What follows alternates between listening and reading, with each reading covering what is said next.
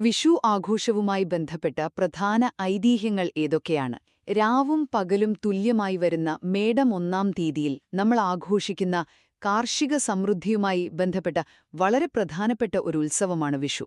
ഒന്നാമതായി പറയാനുള്ളത് നരകാസുര വധമാണ്. അഹങ്കാരിയായ നരകാസുരന്റെ ഉപദ്രവം സഹിക്കാൻ വയ്യാതെ വന്നപ്പോൾ ശ്രീകൃഷ്ണനും സത്യഭാമയും ഗരുഡനും കൂടി അവനെ നിഗ്രഹിച്ചു. ഒന്ന് ചിന്തിച്ചു നോക്കൂ, പ്രകൃതിയിലെ ഈ വസന്തകാലവും തിന്മയ്ക്കുമേൽ നന്മ നേടിയ വിജയവും തമ്മിൽ നല്ലൊരു സാമ്യമില്ലേ? അതെ, ഒരു വലിയ ഇരുണ്ട കാലത്തിനു ശേഷം വരുന്ന പുതിയൊരു ഉണർവായാണ് നമ്മളിതിനെ കാണേണ്ടത്. ഇനി രണ്ടാമതായി അസുരരാജാവായ രാവണനുമായി ബന്ധപ്പെട്ട മറ്റൊരു ഐതിഹ്യം കൂടിയുണ്ട്.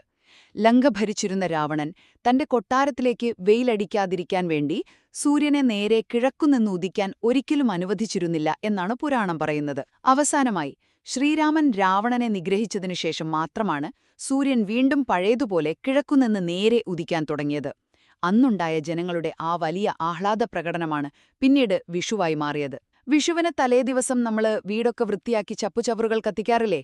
അത് വെറുമൊരു ശുചീകരണം മാത്രമല്ല കേട്ടോ.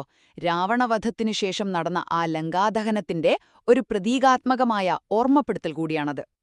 ചുരുക്കത്തിൽ പറഞ്ഞാൽ, അന്ധകാരത്തിനും തിന്മയ്ക്കുമെതിരെയുള്ള വെളിച്ചത്തിന്റെയും നന്മയുടെയും വിജയമാണ് വിഷു എന്ന ഉത്സവത്തിന്റെ അടിസ്ഥാന ഐതിഹ്യം.